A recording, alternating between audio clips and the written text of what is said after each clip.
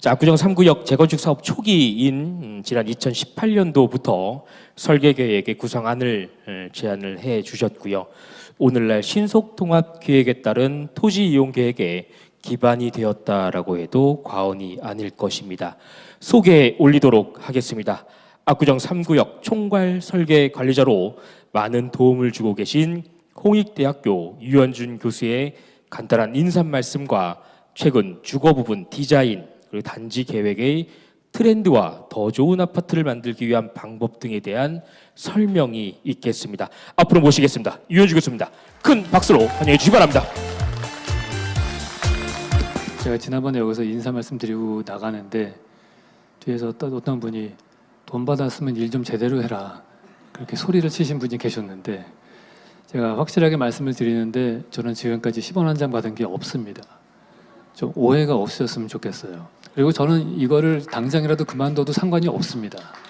그러니까 여러분들의 그 정치적 싸움에 저를 끼어들게 하지 않으셨으면 좋겠어요. 저는 진짜 정치권에서도 많이 러브콜을 받지만은 안 하는 이유가 답도 없는 싸움질에 끼어들기 싫어서 저는 안 들어갑니다. 그러니까 제가 바라는 거는 이 엄청나게 임팩트가 있을 이 현대아파트 단지가 제대로 만들어졌으면 하는 바람에서 하는 거고요. 제가 뭐 돈 얘기 나온 게 말씀드리면 저 딴 데 가서 훨씬 더 많이 받고 해요. 그러니까 그리고 제가 여기 뭐 특별히 뭐 아쉬운 게 없습니다, 여러분. 그러니까 언제든지 뭐 마음에 안 드시면 저 그만둘게요. 근데 제가 이거를 좀 제대로 해서 여러분들이 보는 관전 포인트를 알려드리고 싶은 겁니다. 사실은 이게 뭐 신통으로 하느냐 뭐로 하느냐 그건 여러분들이 정하셔야 될 문제인 것 같고요. 사실은 제가 관심 있는 거는 뭐 앞에서 감정평가 얼마 나와서 어떻게 이 부동산 가격이 얼마가 되느냐, 뭐 공사비가 얼마냐, 이거는 뭐 앞으로 어떻게 풀릴지 잘 모르는데요. 이게 완성된 다음에 가치가 올라가기를 저는 바랍니다. 그러니까 여러분이 분담금을 5억을 내시던 3억을 내시던 10억을 내시던 제가 관심 있는 거는 그 분담금을 내신 다음에 완성된 집이 한강변에 앞으로 지어질 다른 건물들보다도 훨씬 좋은 평가를 받아서 그게 남게 있고 싶은 거지. 네.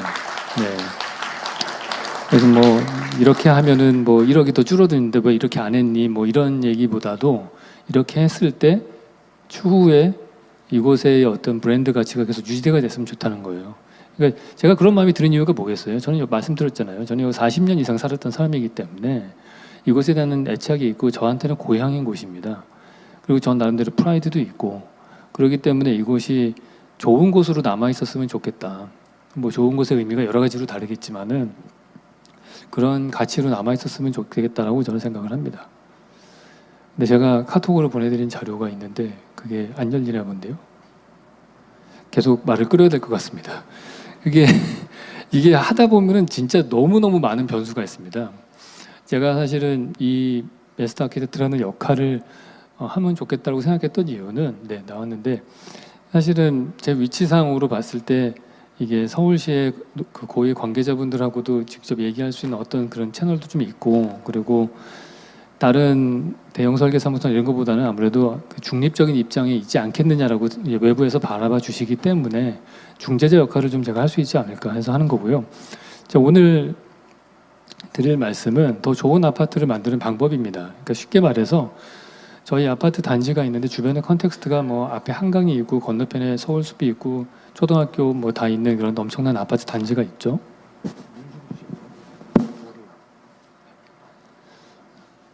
근데 이곳에 여러분들이 앞으로 곧 고르실 거 아닙니까? 1번하고 2번하고 고르셔야 되는데 그거를 고르실 때 그 어떤 부분을 보고서, 저는 사실 그 안을 보지도 않았습니다, 여러분.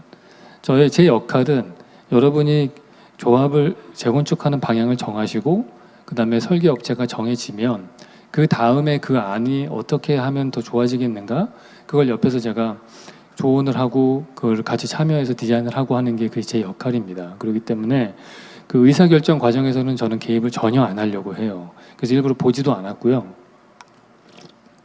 근데 만약에 본다면은 여러분들이 어떠한 포인트를 봤으면 좋겠다, 그런 것들을 제가 오늘 이 시간에 좀 설명을 드리려고 합니다. 일단은 두 가지로 설명을 드릴 건데요. 단지 전체적으로 봤을 때의 것과 그다음에 세대를 봤을 때는 어떤 포인트를 봐야 되는가 이런 겁니다. 단지 계획적으로 본다면은 아름다운 단지가 되려면은 적절한 다양성이 필요합니다. 저는 단지나 도시나 이런 거를 볼 때 이 X, Y 축으로 딱 나눠서 봅니다. X축은요 형태입니다. 그래서 형태가 오른쪽으로 가면 다양해지고 왼쪽으로 가면은 단순해져요. Y축은 재료입니다. 위로 가면 다양한 재료를 쓴 거고 밑으로 가면 단순한 재료를 쓰는 거예요. 근데 우리가 아름답다고 느끼는 그런 마을이나 풍경들은 대체적으로 오른쪽 아래입니다. 산토리니 섬 같은 데나 토스카나 지방이나 유럽의 오래된 도시들이죠. 거기는 재료는 단순한데 형태는 복잡합니다. 이게 왜 그러냐 하면 당시에는 물류가 발달하지 않았으니까 구할 수 있는 재료가 근처에서 구할 수 있는 재료가 제한적이에요. 근데 토목 기술이 발달하지 않으니까 지형의 모양이 다르니까 거기에 건물의 형태가 다르게 다양하게 나옵니다. 그래서 재료는 단순하지만 형태가 복잡한 것이 보통 아름다워요. 우리나라 아파트 단지는 대체적으로 재료와 형태가 둘 다 단순하죠. 그러니까 별로 아름답다고 느껴지지 않는 거예요. 그래서 아름다움이 도대체 뭐냐? 그거를 보면은 서울하고 맨하탄의 스카이라인을 보면 극명하게 드러납니다.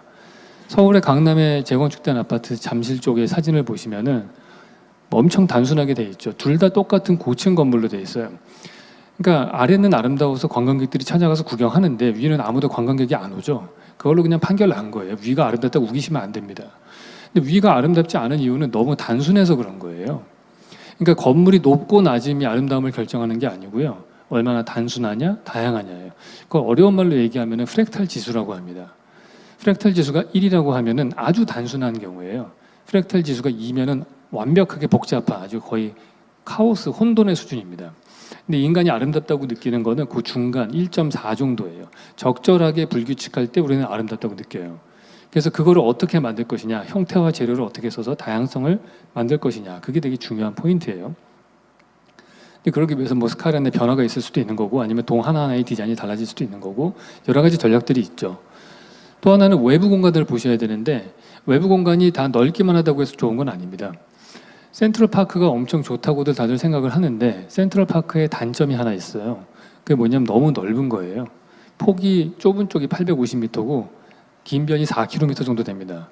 그러니까 낮에 가면은 되게 좋아요. 주변에 빌딩도 하나도 안 보이고 시골에 와 있는 것처럼 되게 좋은데 문제는 밤에 가면은요 깜깜해지면은 여기는 정말 누가 죽여서 묻고 나와도 모를 정도로 위험한 공간이 됩니다. 근데 이 프레드릭 옴스테드라는 사람이 설계했는데 같은 사람이 보스턴에 있는 보스턴 커먼이라는 공원을 설계했거든요. 근데 이 공원은 사이즈가 작아요. 낮에 가서 보면 되게 빌딩이 쭉 보이고 그렇습니다. 별로 센트럴파크만 못한데 그런 생각이 들어요. 근데 여기는 특이하게 밤이 돼도 안전하게 씁니다. 그 이유는 이 주변에 해가 지고 나면은요 여기 빌딩들에 불이 들어오거든요. 그럼 거기 있는 사람들이 이 공원을 내려다본다고 생각을 해서 안전해지는 거예요. 건축에서 되게 중요한 원리인데요. 감시를 받는 공간은 안전해진다는 거예요. 우리가 어떤 공간을 안전하게 만들려면 CCTV 카메라를 달면 안전해지죠. 저도 요즘에 어디 가가지고 한두 명씩 알아보는 사람이 생기니까 사람이 점점 착해져요. 그게 보는 눈이 있으면 조심하게 되는 거거든요. 그래서 우리가 한강 시민공원이 좋은 이유는 난 게 아니에요. 아파트에서 내려다보고 한강 뭐 올림픽대로, 한강 다리, 강변북로 이런 데 차불빛이 계속 있으니까 여기 내려다보게 되고 안전해지는 거거든요. 그런 관점에서 보면은 되게 우리나라 서울 특히 안타까운 공간이 학교 운동장입니다. 우리가 항공사진으로 보시면은 항공사진상의 학교 운동장은 유럽의 광장보다 분파가 더 잘 돼 있어요. 왜냐하면 우리 아이들이 걸어서 학교에 가기 때문에. 그러니까 우리 아파트 단지만 보더라도 초중고 운동장 3개가 있지 않습니까? 근데 거기는 사실은 조기축구 아저씨밖에 안 써요. 그러니까 그게 공간이 되게 낭비되는 거예요. 근데 유럽의 광장은 어떠냐? 학교 운동장하고 사이즈와 빈 공간도 똑같은데 차이점이 딱 하나 있습니다. 그게 주변에 가게가 있기 때문에 그래요. 유럽 광장은 주변에 카페나 레스토랑이 있으니까 거기 앉아 계신 분들이 계속 쳐다봐서 이 공간이 안전해지는 거거든요. 그래서 저녁에 사람들이 모여서 생활할 수 있는 공동체의 중심 공간이 됩니다. 그러니까 우리가 아파트를 지으면은 분명히 많은 외부 공간이 나올 건데요. 그 외부 공간에 그냥 딥다 나무만 심는다고 해서 좋은 게 아니고요. 그 공간을 제대로 쓰려면은 주변에 가게가 있게 디자인을 해야 되는 거예요. 사람들이 내려다보는 시선이 집에서도 내려다봐야 되고 주변에 카페 같은 것들도 있어야 되고 그러는 거죠. 제가 만드는 이런 계획안들을 보시면 제가 소망교회 마스터 플랜을 한 건데 주차장 앞에 이런 공원 같은 걸 만들게 되면은 이런 교육관 쪽에서 이 공원을 바라볼 수 있는 시선을 꼭 만들어 놓으려고 하는 것들이에요. 그래야지 저 외부 공간이 활성화가 됩니다. 지금 이거는 삼성전자의 그 사무실 공간인데요. 이 공간을 저희가 디자인할 때도 주안점은 뭐였냐? 포디움 부분에 저런 가든을 만들게 되면은 거기서는 반드시 주변에 식당들을 구내 식당을 배치를 해서 밥 먹으면서 정원을 바라보게 하고 그 공간과 주변부에 있는 건물의 쓰임새가 서로 연동되게끔 하는 게 그게 핵심적인 부분이에요. 또 하나는 아까 이게 성공적인 단지가 되려면은 상업 분야에서의 분양가가 높아져야 되잖아요. 그러니까 상업가로가 되게 활성화되는데 포커스를 맞춰야 됩니다. 그러니까 어떻게 하면은 이 상업가를 활성화하게 할 것이냐? 우리가 보통 금요일날 저녁에 남자들이 데이트 코스 정할 때 테헤란로 걷자 이런 얘기 안 하잖아요. 보통 명동이나 홍대 앞이나 뭐 가로수길 이런 데 간단 말이에요. 이런 거리를 왜 더 걷고 싶어 하느냐? 제가 한번 생각을 해봤어요. 왜 홍대 앞에 제가 있으면서 맨날 여기는 왜 걷고 싶은 기분이 들을까? 근데 가게 입구의 숫자랑 상관이 있는 것 같다. 그런 생각을 했습니다. 그래서 제가 공식을 하나 만들었어요. 이벤트 밀도라는 공식인데 100m당 가게 입구의 숫자가 몇 개냐 이걸 세는 거예요. 홍대 앞에 가게 숫자를 세보면요. 120m 구간에 1층 가게 입구가 16개가 있고요. 2층으로 올라가는 가게 입구 4개가 있습니다. 근데 거기는 특히 가운데가 공용 주차장으로 되어 있어요. 그러니까 건너편 쪽 가게도 그냥 들어가거든요. 홍대 앞은 100m를 걷는 동안에 가게 입구가 34개가 있습니다. 같은 방식으로 명동 거리를 조사해보면 36개가 있고요. 강남대로는 14개로 반토막 나요. 왜냐하면 10차선 도로이기 때문에 건너편을 못 가서 그렇습니다. 테헤란로는 제일 적어요. 8개밖에 안 돼요. 왜냐하면은 거기는 큰 빌딩 지어야 되니까 입구를 띄엄띄엄 큰 필지로 만들어놔서 입구가 띄엄띄엄 있어요. 그 다음에 가로수길이 36 정도 되고 스페인의 유명한 람블라스 거리가 40 정도 됩니다. 그러니까 이 빨간색으로 된 30 이상의 이벤트 밀도를 가진 데들이 걷고 싶은 거리예요. 그러니까 다른 말로 하면은 100m를 걷는 동안에 가게 입구가 30개 이상 나오면 걷고 싶은 거리가 되는 거예요. 그럼 가게 입구의 숫자가 무슨 의미가 있는 거냐? 그건 텔레비전 채널 숫자 많은 거랑 비슷한 거예요. 우리가 지상파 방송만 보다가 돈 내고서 케이블 방송을 간 이유는 채널 숫자가 많아서 우리한테 선택권이 많이 주어지기 때문에 간 거죠. 그러니까 우리가 홍대 앞을 걸으면 10분 걸을 때 가게를 한 100개 정도 만나면은 테헤란로는 걸을 때 가게 숫자가 몇십 개밖에 없는 거예요. 그러니까 훨씬 더 우리에게 선택권이 많이 주어지는 거죠. 두 번째 이유는 그 변화 자체의 즐거움 때문에 그렇습니다. 저 예전에 텔레비 케이블 방송 많이 볼 때에는 유튜브 없던 시절에 집에 가면은 진짜 TV 많이 보잖아요. 근데 뭐 아시겠지만 케이블 방송 채널이 한 100개가 돼도 볼 게 하나도 없어요. 그냥 계속 돌립니다. 볼 게 재밌는 거 찾아서. 그러면 저같이 텔레비전 많이 보신 분은 아실 텐데 경험해 보셨을 거예요. TV 채널을 꾸준하게 돌리면은 어느 순간 재밌어집니다. 그러니까 드라마 채널이 한 몇십 개 붙어 있잖아요. 열 몇 개. 그러면 채널 돌리면 대사가 막 섞여가지고 새로운 스토리가 만들어지고 막 그래요. 그냥 재밌어요. 그냥 그 자체가 그냥 가만히 앉아가지고. 그러니까 다양한 상점 입구의 숫자는 다양한 TV 채널의 숫자예요. 그 우리가 시속 4km를 걷게 되면은 상점 숫자가 많은 이런 명동이나 가로수길은 2.5초당 한 번 채널이 바뀌는 TV고 테헤란로는 11초당 한 번 채널이 바뀌는 TV예요. 그러니까 왼쪽을 더 선호하게 돼요. 근데 이 걷고 싶은 거리를 잡아먹는 괴물이 있어요. 그게 뭐냐? 상가입니다. 이게 반포에 재건축된 자야 아파트 단지죠. 1층 엄청 좋아요. 뭐 차들도 안 다니고 뭐 사람들 다 걸어다니는 공원처럼 돼 있습니다. 문제는 주변이 다 아파트 담장밖에 없습니다. 그러니까 입구가 없어요. 북쪽에 600m 구간에 입구 딱 하나 있는데 지하 주차장 들어가는 입구 딱 하나 있어요. 나머지는 다 온통 담장이에요. 그러니까 사람이 한 명도 안 걸어 다닙니다. 그러니까 사람들은 다 어디가 있느냐? 가게가 있는 여기 다 있죠. 코너에 상가에 다 있는 거예요. 그러니까 상가에 100개도 넘게 가게가 있죠. 여기서 밥 먹고 머리 자르고 차 마시고 병원 가고 다 해요. 그런 다음에 친구 만날 때 밑에 지하 주차장 가서 차 끌고 딴 데 가서 또 주차하고 만나요. 그러면 교통량이 점점 늘어나잖아요. 그러니까 도시계획할 때 차선 숫자 늘리라고 하고 건축 심의할 때 주차장 많이 만들라고 하고 계속 그런 일이 생기는 거예요. 그 길거리의 사람들은 점점 없어져요. 근데 옛날에 아파트는 안 그랬거든요. 구반포 아파트나 아니면 뭐 동부이촌동 아파트 같은데 연도형 가로가 있잖아요. 이런 데에서는 사람들이 저녁 식사 후에 걸으면서 신반포까지 가는 일도 생겨나고 커뮤니티가 만들어지는 거예요. 저는 이 구현대 아파트 단지에서 제일 사랑하는 공간이 어디냐 하면은 73동 뒤에 그 숲 있는데 하고요. 두 번째가 아케이드 거리입니다. 그러니까 아파트 단지 안에 이러한 거리가 있는 경우들이 없잖아요. 그런 1층짜리 가게들이 쭉 연속적으로 있는 그 거리가 있기 때문에 이 단지의 커뮤니티 시설이 만들어지는 거예요. 그리고 중간중간에 운동장도 있고. 그래서 이 단지가 특별한 거죠. 걷고 싶은 거리가 만들어지는 또 다른 원리가 하나 있어요. 그게 한쪽에 지하철역이 있고 그 다음에 1.5km 떨어진데 공원이 있으면 그 사이를 연결하는 길이 걷고 싶은 거리가 됩니다. 대표적인 사례가 보스턴에 가면 뉴베리 스트리트라고 있습니다. 지하철역에서 1.45km 걸어가면 아까 보신 보스턴 커먼 공원이 있어요. 그 사이가 미국 동부에서 제일 유명한 쇼핑거리입니다. 뉴베리 스트리트라고. 서울에서 대표적인 사례는 신사동 가로수길이에요. 가로수길 신사역에서 1.1km 걸어가면 한강 시민공원이 나오거든요. 근데 아시겠지만 여기 2000년대 초반까지 아무도 안 가는 동네였잖아요. 임대료가 싸가지고 설계사무소가 많았어요, 여기에. 근데 갑자기 핫플레이스로 떴습니다. 그 이유가 뭐냐? 토끼굴의 위치가 바뀌어서 그래요. 과거에는 여기 미성아파트 뒤에 있었잖아요. 토끼굴이. 음습하고 건너갈 때 무서웠어요. 그리고 건너편에 공원이 있는지도 몰랐어요, 사람들이 잘. 근데 한강 르네상스 할 때 위치를 바꿨습니다. 보차 분리하고 왕복 차선 만들고 밝고 쾌적하게 만들면서 그 위치가 가로수길 축선상으로 바뀐 거예요. 이때부터 신사역과 한강시민공원에 시너지 효과가 생기기 시작을 한 거예요.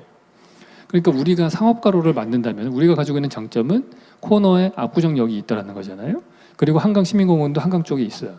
그 사이에다가 상업가로를 만들 때 제일 활성화되는 포인트가 돼요.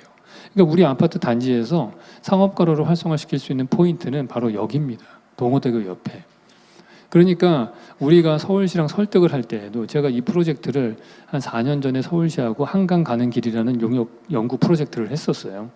그때 두 개의 사이트를 정했는데 하나는 여기였고 하나는 저쪽 합정동 쪽이었는데 그때도 제가 그 보고서에서 강조했던 건 뭐냐면 이 원리를 설명하면서 압구정역에서부터 한강시민공원까지를 해야지 이게 시민들이 쓰는 가로가 된다. 그러니까 아파트 단지 안으로 관통해서 가는 다리 도로는 만들어봤자 소용이 없다. 그런 걸 하지 말고 동호대교 쪽으로 그 스트리트를 붙이는 게 훨씬 더 이득이 된다. 그러니까 징벌적으로 자꾸 단지를 쪼개려고 하는 그러한 사고방식에서 좀 벗어나라. 그런 얘기를 했었습니다.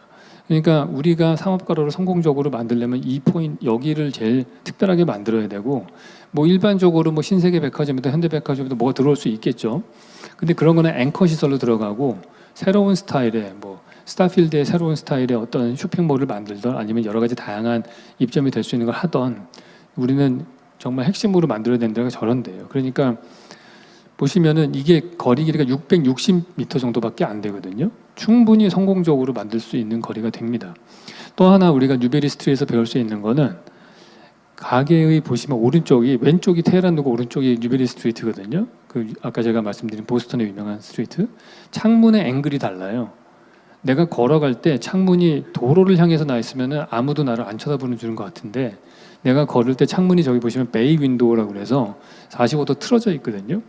그러면은 요 틀어져 있는 걸로 계속해서 그 풍경이 보이는 겁니다. 가게의 풍경이 훨씬 더.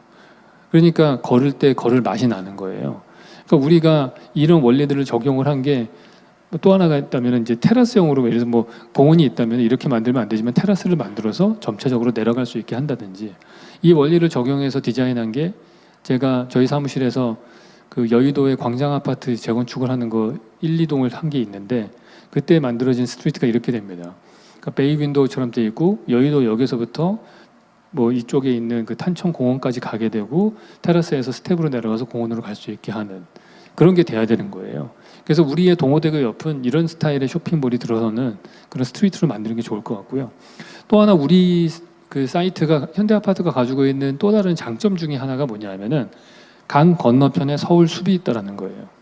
여러분들 그거는 어마어마한 혜택입니다. 근데 사실은 그림의 떡이죠. 가지를 못해요. 사람들이 뭐 성수대교 건너서 가진 않잖아요. 옆에 차가 빨리 다니니까.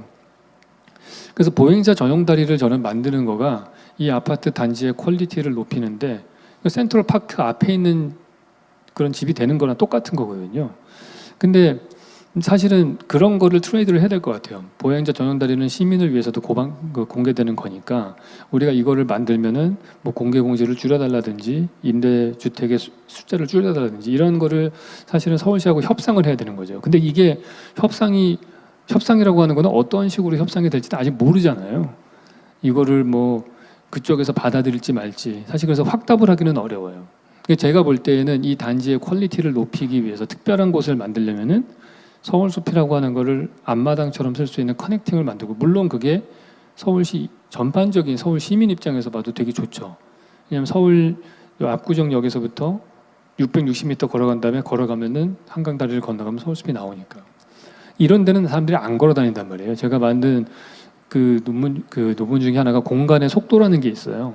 사람이 걸을 때 공간의 속도가 빠른 데서 안 걸어요. 이게 걸을 때 옆에 빨리빨리 지나다니잖아요. 자동차들이. 저런 데는 이런 다리 만들면 제일 좋은데 좀 비싸단 말이에요.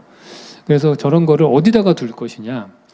이걸 뭐 여기 가운데다 둘 때는 장점이라고 한다면 제일 빠르겠죠. 근데 제일 빨라서 좋은데 이럴 때에는 많은 외부인들이 우리 단지 안으로 관통해서 지나가야 된단 말이에요. 그러니까 제일 좋은 거는 이런 문제가 생기니까 조금 길더라도 이쪽으로 돌려서 상업가로하고 연결해서 보행자 다리를 만드는 축이 그게 제일 좋지 않겠느냐. 그게 사실 저 윈윈할 수 있다고 저는 생각을 하거든요. 그리고 여러분들이 단지를 재건축하실 때 꼭 필요한 건 나무를 자산이라고 생각하셨으면 좋겠어요. 사실 근데 나중에 공사하다 보면은 그 나무를 옮겨 심고 하는 거가 공사가 더 힘들고 이래서 그냥 결국에는 다 없애버리고서 이거를 다시 새로 심는 게 훨씬 싸게 먹히거든요. 그래서 없애버리는데 사실 전 좀 아깝습니다. 그래서 한 구역만이라도 그래서 건물을 남기지는 않더라도 뭐 73동 뒤쪽에 있는 숲을 보존을 해가지고 거기는 자연지반으로 내버려둘 수도 있잖아요. 그러니까 계획안을 좀 뭐 어느 지역 한 스트리트의 가로수는 남겨놓는다든지 이런 것들도 한번 생각해볼 필요가 있을 것 같아요. 세대 계획은 어떻게 하는 게 좋은지를 한번 보시면은 당연히 조망과 향이 중요하죠. 그건 뭐 기본입니다. 대한민국 사회에서는. 근데 우리가 조망과 향 같은 것들을 너무나 판에 박힌 그런 타워형 아니면 판상형 이런 걸로 생각하실 필요는 없어요. 사실 이거는 싱가포르에 지어진 아파트입니다. 뭐 이렇게 만들 수도 있고요. 뉴욕에 지어진 아파트는 이런 도처럼 생겼잖아요. 저렇게 만들어진 이유는 한쪽에서는 그러니까 허드슨 강뷰는 동쪽 서쪽으로 열려 있고 향은 남향으로 되어 있으니까 오른쪽이 남향인 거예요, 이쪽이. 그러니까 남향도 보면서 서쪽에 허드슨 강뷰도 봐야 되겠다 하다 보니까 건물의 모양이 저렇게 비틀어진 형태가 나온 거예요. 혹은 이런 건물도 있습니다. 네덜란드에 지어진 건데 이쪽 이 수공간을 보기 위해서 세대를 만들고 이 안쪽 세대는 여기를 뚫어가지고 보게 한다든지 뭐 제가 이런 사진들을 보여드리는 이유는 우리가 생각하는 집합주택 아파트의 디자인이라고 하는 것들이 훨씬 다양한 것들이 가능하다.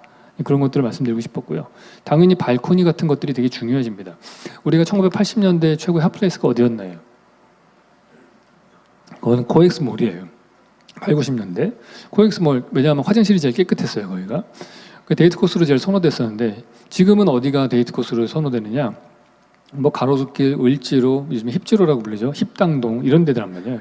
그러니까 로데오 거리 같은 다 야외 거리예요. 그 왜 과거에는 실내 쇼핑몰이었다가 지금은 다 야외 거리가 핫플레이스로 바뀌었느냐? 우리의 주거 환경이 바뀌어서 그런 거죠. 과거에는 이런 주택에 살 때에는 뭐 대청마루도 있고 텐마루도 있고 마당도 있고 막 그랬단 말이에요. 골목길도 막 내 집처럼 쓰던 시절이 있었어요. 우리가 쓸 수 있는 야외 공간이 되게 많았죠. 근데 지금은 다 아파트로 이사를 가서 실내 지하 주차장에 있는 사시는 분들은 비 오는 날 우산 안 갖고 나가도 됩니다. 그냥 밑에 가서 차 끌고 딴 데 가서 볼일 보고 다시 끌고 와서 차 세워놓고 하면 하루 왼종일 실내에 있어요. 그러니까 언제부턴가 신면 지면 광고에 그 내복 광고가 없어졌습니다. 그러니까 우리는 더 이상 여름철에는 에어컨 틀고 시원하게 살고 그다음에 겨울철에는 난방 나오는 따뜻한 데 살아요. 그러니까 24시간 중에 23시간 이상을 실내에서 보내거든요. 되게 쾌적하게 보내지만은 다른 말로 얘기하면은 자연과 완전히 격리된 상태에 사는 거예요. 그러니까 자연을 만나려면은 등산 가야 겨우 만나죠. 그러니까 우리나라 등산복 판매율이 높은 거예요. 그래서 쉴 때만이라도 이렇게 골목길이나 하늘을 볼 수 있잖아요. 이런 데 가면 야외 공간을 즐길 수 있는 마당이 있는 이런 강북에 있는 골목길로 막 찾아가고 그러는 거예요. 그래서 이런 아파트에는 발코니가 있었는데 발코니 확장해서 다 없애버렸어요. 지금 있는 우리 주거의 자연이라고 하면 화분밖에 없어요. 그래서 발코니 확장을 왜 했느냐? 가만히 한번 생각해 보세요. 왜 했냐 하면은 우리가 과거에 우리가 안방에서 주택 같은 데 살 때 어땠냐면 안방에 아침에 일어나잖아요. 그러면 이부자리 개껴서 장롱에다 집어넣죠. 그러면 안방에 밥상이 들어와요. 둘러앉아서 밥을 먹어요. 근데 밥 먹고 나면 반찬 그릇만 딱 치우면 거기서 책상에 대해서 애들이 공부했단 말이에요. 그러니까 하나의 공간이 잠도 자고 밥도 먹고 공부도 하고 다 했어요. 근데 지금 우리는 어떠냐? 잠은 침대에서 자야 되고 밥은 식탁에서 먹어야 되고 공부는 책상에서 해야 되는 걸로 알고 있단 말이에요. 그러니까 하나의 공간이 하나의 기능밖에 안 합니다. 근데 그 기능에 맞춰서 가구가 꼭 필요하거든요. 언제부턴가 우리는 잠을 자려면 침대가 필요하다고 생각한 거예요. 침대는 사실은 하루에 8시간밖에 안 쓰는데 나머지 16시간 동안 자리를 차지하고 있는 거예요. 우리가 평당 5천만 원짜리 집에 산다고 치면은 침대 혼자 1억 쓰는 거예요, 걔가.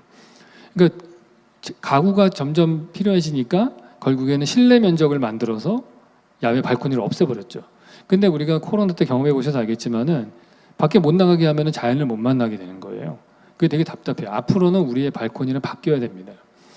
대한민국 발코니, 아파트 발코니 문제가 두 가지가 있어요. 하나는 폭이 좁아요. 1.5m로 되어 있기 때문에 좁고 길어요. 빨래 넣는 거 왜 할 일이 없어요, 거기는. 근데 아파트의 발코니는 한 2, 3m 폭이 돼서 테이블을 놓고 저렇게 앉을 수 있게 해줘야 되는 거예요. 또 다른 문제는 우리나라 아파트는 윗집 발코니가 하늘을 가리고 있어요. 그러니까 야외 같은 느낌이 안 나죠. 지금 보시는 거는 저희 사무실에서 설계한 그 아파트의 모습인데 모든 세대가 발코니가 2, 3m 폭으로 돼 있고 윗집 발코니가 비껴나가서 비도 맞을 수 있고 햇빛도 받고 당연히 그리고 아파트 발코니 토심을 확보해서 나무를 심을 수 있게 해놨어요. 그러니까 마당 같은 느낌이 나는 발코니를 만들 수가 있는 거예요. 이거는 저희가 그 송도에다가 계획해서 진행하는 아파트 프로젝트인데 여기도 결국에는 모든 세대들이 다 발코니와 아니면 테라스가 있게끔 디자인을 해서 야외 공간을 즐길 수 있는 그런 아파트를 저희는 디자인하려고 합니다. 그래서 저희가 설계하는 모든 아파트에는 발코니를 주로 넣습니다. 그래서 이거는 지금 헤르조그라는 유명한 설계 사무소에서 한 맨하탄에 지어진 아파트예요. 고층으로 올라가면 발코니가 막 있죠. 저런 데가 특별한 펜트하우스로 팔리는 거죠. 기술적으로 다 가능합니다. 왼쪽은 싱가포르에 지어진 아파트예요. 모든 세대가 발코니와 테라스가 있고 오른쪽은 밀라노에 지어진 아파트인데 모든 발코니에 나무가 심겨져 있어요. 그러니까 이런 것들을 우리가 해야겠다라고 필요를 느끼시면 추진하시면 됩니다. 가족 간의 소통도 되게 중요합니다. 우리가 세대를 디자인할 때 평면도는 사람들 간의 관계에 영향을 미쳐요. 과거에 우리가 살았던 한옥을 보시면은 안방에서 창문을 열면 마당이 보이고 그다음 마당 건너편에 사랑채가 보이고 거기 창문을 열면은 안방에 있는 사람과 사랑방에 앉아 있는 사람이 서로 얼굴을 보고 마주 볼 수 있었어요. 근데 지금 우리 아파트는 어떻게 되어 있느냐? 다 벽으로 막혀 있죠. 그 창문은 다 바깥으로만 나 있어요. 그래서 가족 간의 소통이 없는 겁니다. 제가 디자인하는 아파트나 이런 주택 평면에는 항상 방에서 방을 보는 창문을 일부러 좀 만들어요. 조그맣게라도. 그래서 내가 방에 프라이빗하게 혼자 있더라도 마담 그 거실에 있는 사람이나 건너편 사람의 방을 볼 수 있게 하는 거죠. 뭐 이런 얘기 하면은 다 10대 애들은 다 싫어하죠. 근데 싫으면은 그냥 창문을 닫고 커튼을 치면 됩니다. 그러니까 그런 선택권이 주어지는 거예요. 우리가 만약에 3베이 아파트가 있어요. 거실 양쪽에 방이 있죠. 거기서는 딱 한 가지 경우밖에 없잖아요. 근데 만약에 거실 쪽을 향해서 창문이 뚫려 있다고 생각을 해보세요. 그러면은 왼쪽 창문을 닫은 경우, 오른쪽 창문을 닫은 경우, 둘 다 창문을 닫은 경우, 둘 다 연 경우, 4가지 경우가 생기죠. 그러면 집이 훨씬 더 넓게 느껴지는 거예요.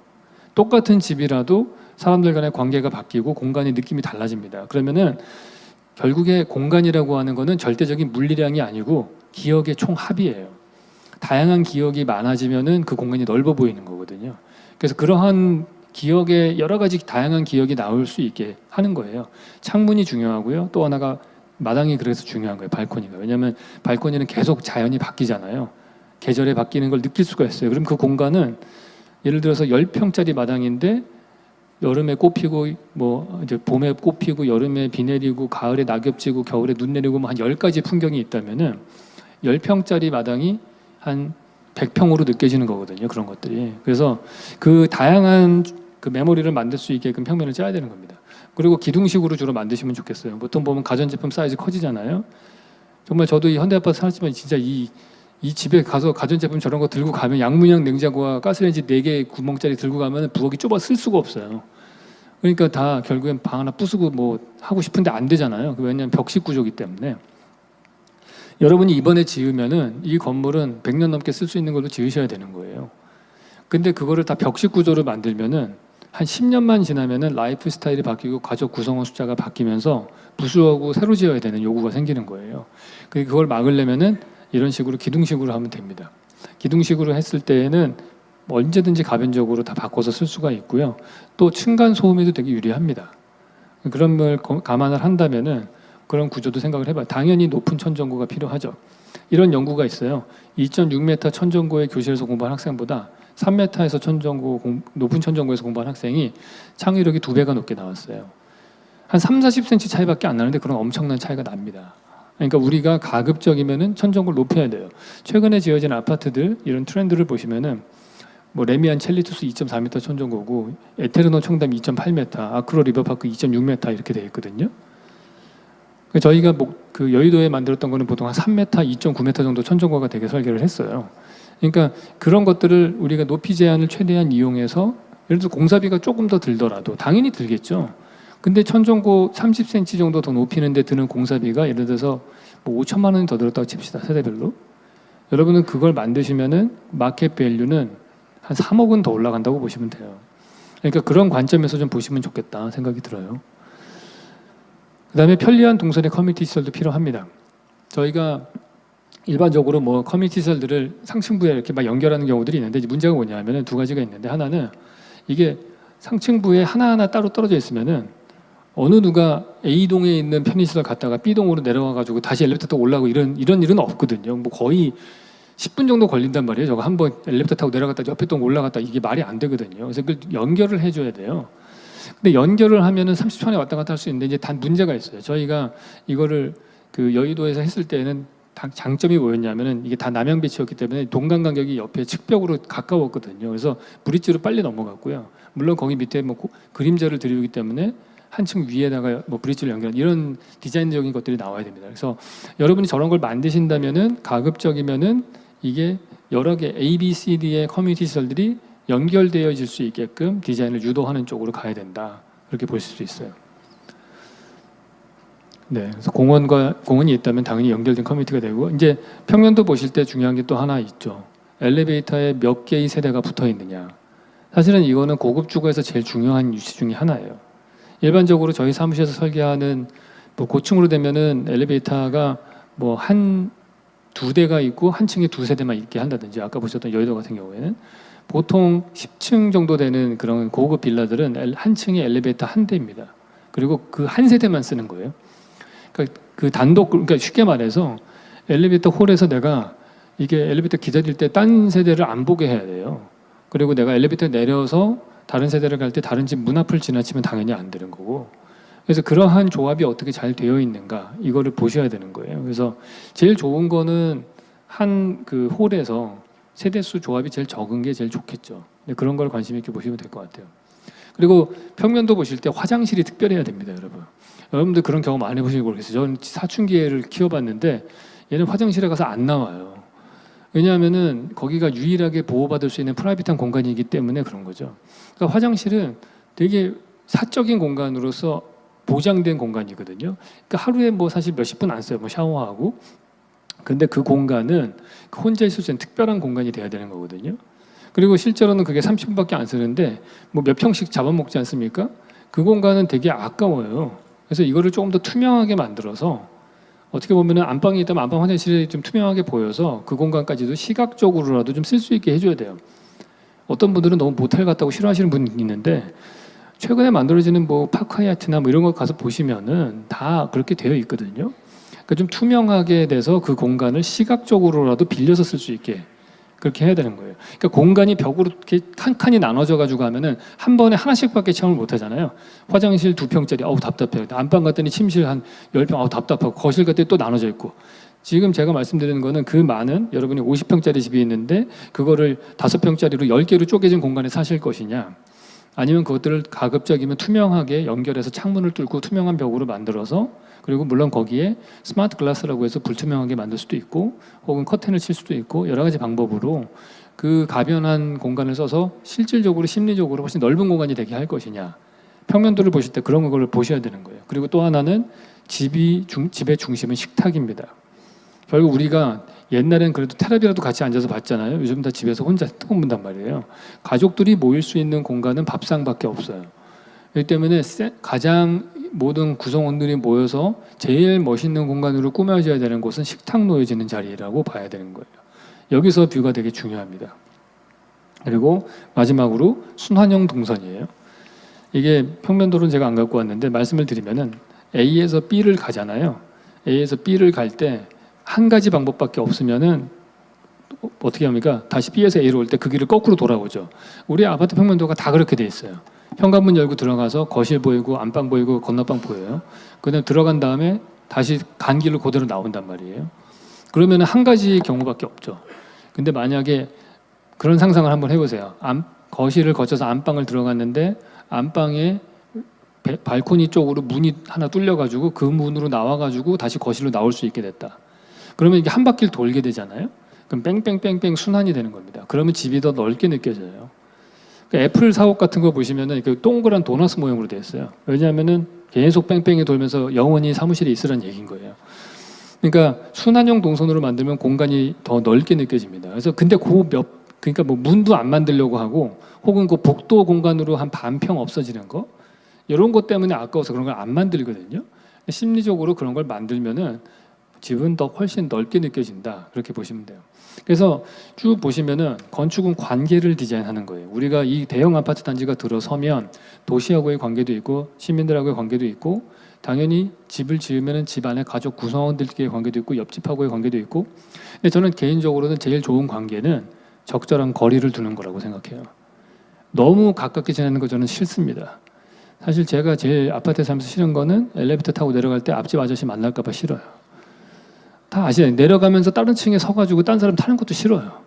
그런 거 옆집하고 사이좋게 지내고 싶지도 않아요. 저는 우리 뭐 농경사회도 아니고 그냥 저는 프라이빗하게 살고 싶어요. 내가 원하는 사람들 만나면서 그런 관계를 잘 컨트롤할 수 있는 공간이 돼야 되는 거예요. 괜히 무슨 뭐 옆집하고 숟가락까지 뭐 다 알고 품바야 미룰 일이 없어요, 여러분.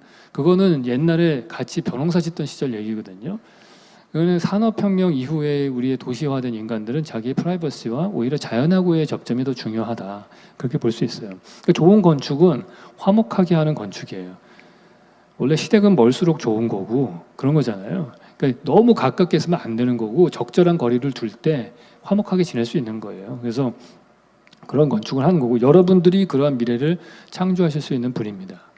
저는 압구정 현대아파트에 애착을 가지는 이유는 뭐 제가 여기서 어려서부터 초등학교 때부터 산 것도 있지만은 이 아파트가 갖고 있었던 상징적인 의미가 있잖아요. 그러니까 이게 어떻게 보면 롤 모델이 된 거예요. 사실은 여기서 만들어진 라이프 스타일과 단지 설계의 그 기본 룰이 거의 다른 아파트 단지에도 적용이 됐고 거의 그런 것들이 지금 지방에 만들어진 혁신 도시에도 다 적용이 되고 있단 말이죠. 그래서 이게 요번에 우리가 어떠한 모델을 만드느냐가 되게 중요해요. 이거를 만들면은 그게 아마 다른 데의 여파가 계속 생겨날 겁니다. 사실은 그것 때문에 제가 저 입장에서는 적은 돈을 받고 욕을 먹어가면서 일을 하는 이유가 그거예요. 예? 그러니까 이거가 의미가 되게 크다고 저는 생각을 하는 거예요. 근데 그거 여러분들의 집이기 때문에 사실 여러분들한테는 저보다 훨씬 더 큰 의미가 있을 거라고 봐요. 그 되게 좋은 어떤 롤 모델을 하나 만들어 주셨으면 좋겠다. 그리고 그 과정은 결코 쉽지 않습니다. 그게 서울시 그 행정직계 사람들하고도 싸워야 되는 거고 아시겠지만 이 정도 되면 너무 상징성이 크기 때문에 또 정치적인 어떤 메시지가 강해서 그게 어떤 식으로든 이용이 될 수도 있고 뭐 여러 가지 걸림돌들이 많을 거예요. 이번에 아시잖아요. 이번에 A사 B사 나와서 그 치고받고 싸우는 거 보세요. 개판이에요. 그만큼 이게 되게 치열하게 누구나 다 원하는 곳이기 때문에 그런 거 아니겠어요? 그러니까 아마도 많은 갈등이 있을 겁니다. 제가 부탁드리고 싶은 거는 그것들을 좀 지혜롭게 잘 견디셨으면 좋겠고 그리고 그 싸움에 저를 꼭 부르지 않으셨으면 좋겠다. 저는 그냥 디자인을 더 좋게 만드는 쪽에 도움을 드리고 싶다. 그런 말씀 드리고 싶습니다. 마치도록 하겠습니다.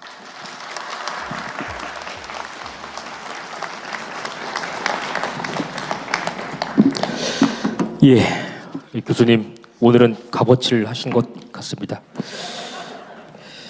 자, 좋은 설명해 주신 우리 유현주 교수께 감사의 의미로 다시 한번 박수 부탁드리겠습니다. 고맙습니다.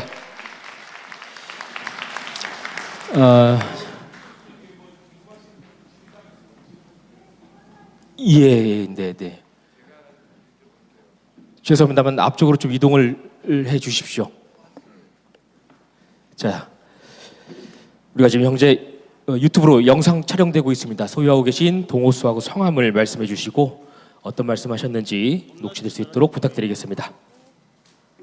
저는 71동 208호에 가지고 살고 있는 박정현이라고 합니다. 제가 저기 교수님 유튜브를 열심히 보는 애청자로서 네. 예, 제가 교수님 유튜브 애청자로서 저기 한강변 고층이 위험하다, 또 바람직하지 않다라는 내용을 본 적이 있습니다. 근데 저기 우리 압구정구역은 압구정 정자터 앞으로는 다 모래밭이었다는 어르신들 말씀도 있거든요. 근데 이런 모래밭에 70층짜리 건물을 이제 여러 개 놓는다는 것도 좀 그렇고, 무엇보다 70층짜리 건물이 주거 환경으로서 적합한 형태인가, 고층에 네. 산다는 것은 상당히 제가 알기로는 그렇게 주거의 질이 좋지 않다고 알고 있거든요. 그래서 이렇게 첫 번째 질문은 초고층으로 건설하는 게 주거 용도로 맞는지, 두 번째는 70층으로 지으면 건설비 증가가 35층 대비 얼마나 비싸지는지, 그리고 높게 지을수록 전용률이 떨어져서 집이 줄어든다고 알고 있는데 이게 맞는 건지, 이렇게 세 가지 여쭤보고 싶습니다. 일단은 뭔가 잘못 알고 계신 게 있는데, 한강변에 고층을 지으면 안 된다고 저는 한 번도 말한 적이 없습니다. 네, 오히려 예전에 35층 규제를 잘못된 거라고 말은 한 적이 있어요. 근데 아까 제가 다양성 부분에서 말씀을 드렸다시피, 이게 층수가 고층도 있고 중층도 있고 저층도 있는 게 제일 좋은 거예요. 5천 세대가 다 누구나 다 똑같은 스타일로 살 수는 없는 거잖아요. 그러니까 저층부에는 테라스 형식으로 뭔가 특화된 것이 있고, 근데 아까 보셨던 저희 여의도 광장 아파트 같은 경우에는 1층부터 25층까지는 모든 세대가 테라스가 있고, 26층부터 50층까지는 파노라마 뷰가 있는 쪽으로 포커스를 맞춰서 디자인을 했거든요. 그러니까 뭔가 층 간의 디자인을 바꿔서 특화시킬 수도 있고요. 그리고 다양한 형태가 나올수록 저는 제일 좋을 거라고 생각을 해요. 그래서 아까 그 프랙탈 지수 1.4 스카이라인을 말씀을 드릴 때에도 고층과 저층이 좀 섞여 있는 게 저는 좋을 것 같다고 생각을 하고요. 그리고 공사비가 올라가는 거는 당연히 공사비는 고층으로 지으면 더 올라갈 거예요. 근데 고층으로 지으면 올라가겠지만은, 고층으로 지었는데 왜 그게 비싸게 팔리냐는 이유가 뭐냐면은, 원래 위에서 내려다보는 시선이 권력자의 시선이거든요. 그러니까 펜트하우스가 제일 비싼 거예요. 나는 감시를 당하지 않으면서 다른 사람 다 내려다볼 수 있기 때문에. 그래서 또 하나는 올라갈수록 보이는 면적이 넓어지거든요. 제가 88층짜리 펜트하우스에 가서 구경을 한 적이 있었거든요. 뉴욕에 가서. 근데 거기서 보면은 정말 자유의 신상 넘어서 뒤쪽이 저희 끝까지 다 보여요. 그리고 나서 50층에 내려가 가지고 또 한번 봤어요. 다른 세대들을. 50층에서 본 세대는 88층을 본 다음이어서 그런지 확실히 감동이 떨어지더라고요. 그러니까 그게 아무래도 올라갈수록 그런 가치가 생겨서, 나는 그런 가치를 원한다고 하면은 공사비가 들더라도 그런 거를 짓는 게 저는 나을 거라고 저는 생각을 합니다. 물론 원치 않으신 분은 저층으로 매력적으로 디자인된 저층형 커뮤니티가 있게 설계가 돼야 되는 거죠. 그런 거가 푸시가 돼야 되는 거예요. 이런 것이 섞일 수 있게끔. 모래사장에 짓는 게 불안하다고 말씀하시는 분들이 있는데, 사실 어떤 면에서는 되게 안전하다고 저는 말씀드리고 싶어요. 그러니까 이 예전에 얘기를 들었는데, 여기 사신 분들한테도, 현대건설 임원한테도 들었고, 현대아파트 여기가 모래사장이잖아요. 그러면 건물을 지을 수 있는 그 압력을 만들기 위해서 파일을 계속 박는 거예요. 쇠기둥 같은 거를. 그래서 계속 박으면은 모래가 옆으로 밀리면서 이제 단단해지잖아요. 점점. 그래서 자기들이 원하는 강도가 될 때까지, 더 이상 파일이 안 박힐 때까지 계속 만드는 겁니다. 그래서 사실 롯데타워 같은 경우도 100몇십 층짜리를 만들었는데, 그 123층짜리 만들 때 밑에 다 인공으로 다 기초 만들고 하기 때문에, 현대 기술로서는 그런 것, 오히려 뭐 지진 나면은 롯데타워만 무너지고 나머지 주변에 다세대 주택들이 다 무너질 거라는 얘기가 있잖아요. 그러니까 그런 것들은 걱정하실 필요는 없는 것 같고, 오히려 이제 뭐 좀 더 디자인적으로 이게 더 특별한 것이 나올 것이냐, 이런 거에 더 포커스를 맞춰야 될 것 같아요. 뭐 세대 수가 줄어든다, 전용률이 더 낮아져 가지고 뭐 그거는 크게 영향이 있을 것 같지는 않습니다.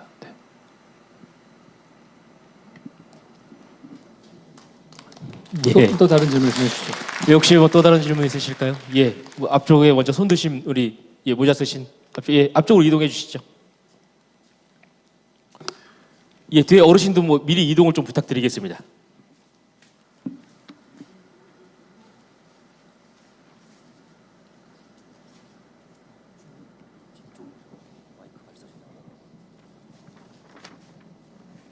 안녕하십니까. 저는 52동 504호에 사는 김인혁입니다. 제가 질의하고 싶은 거는요, 세 가지입니다. 그 중에 공통적인 거는 뭐냐면, 우리가 왜 신통기획을 하면서 기부 체납 비율이 17.05%까지 이렇게 높아졌는가. 이게 상당히 문제 시대거든요. 근데 그 중에 아까 설명하고 있던 그 도표 중에 보면은 압구정 역세권을 기준으로 해서 이 노란 색깔로 쭉 그 차수별로 표시가 되어 있었는데 거기에 4차가 2종 7층. 아니 저는 그 이 답을 할 지식이 없는 사람인 것 같아요. 그래요? 그래서 이건 다른 분에게 여쭤보시고. 네. 네. 그러면 그럼 다른 걸로 하겠습니다. 네. 그러면 그 강변 쪽에 네. 그 서울시에서 이 조례를 바꿔 가지고 허용한 걸 보면은 강릉 쪽 전면부에 과거에는 15층까지만 아파트를 지을 수 있게 돼 있었는데 몇 달 전에 타진한 거는 25층까지 지을 수 있게 돼 있거든요. 네. 아시죠, 그거는? 모릅니다. 그것도 모르세요? 네. 저는 저는 좀 아셔야지 그걸 모르시는 분도 되게. 디자인에 관해서만 질문하시고 나머지 문제는 질문이 아니 그래서 그게 왜 그렇게 했냐면 그 조합장도 계시니까 얘기하는 거예요. 아니 그러니까 잠깐만. 그 4차가 2종 7층이면서도 서울시에서 그 도시계획국 도시계획과에서 보도 자료로 2021년 10월 21일 날 발표한 거 보면은 2종 7층도 2종 일반이와 똑같이 기부 체납 없이 예, 3종으로 갈 수 있다는 거 하고 저번에 그 뒤에 다시 한번 좀 설명드리도록 하겠습니다. 왜냐하면 관계자들이 지금 현재 대기하고 있기 때문에 뒤에서 다시 한번 질문 주시면 답변 드리도록 하고 지금 현재 유현준 교사께서 강의했던 이 내용과 관련해서 궁금하신 사항이나 의견 있으시면 말씀 달라고 요청드렸습니다. 예. 그러면요. 그럼 이거 네. 마지막으로 질문하겠습니다. 그 과거에 그 윤광은 추진위원장이 계실 때 그런 얘기는 일대일- 저는 여기서 일대일 드릴 수가 있지 적으시면 안 돼요. 않습니다. 예. 그거 잠시 후에 다시 한번 발언권 드리도록 하겠습니다. 괜찮으실까요? 예. 아마 저보다, 잠시만 계시죠? 예, 잠시만 계시죠. 저보다 더 예. 나오셨으니까 말씀 주시고요. 예. 이쪽으로 해요, 이쪽으로. 영상이 지금 앞쪽에 있어서 부득이 저희가 앞쪽 보시면서 말씀드리라고 한 겁니다. 여기 어르신도 많고 귀가 좀 좋지 않으신 분도 동호수하고 많고 성함 한번 그래서 말씀해 제가 주십시오. 목소리를 아주 크게 하겠습니다. 이거 뺄 수 있어요? 동호수하고 성함 한번 말씀해 주십시오. 우선 이런 자리를 마련해 주신 조합 집행부에게 감사의 말씀드립니다.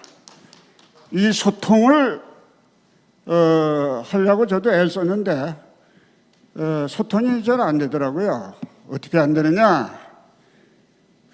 저번에 잠시만요. 공식 조합 제 의견을 좀 말씀을 드리고 단답으로 할게요. 예. 조합원님 혹시 예? 우리 유현준 교수께 뭐요? 예.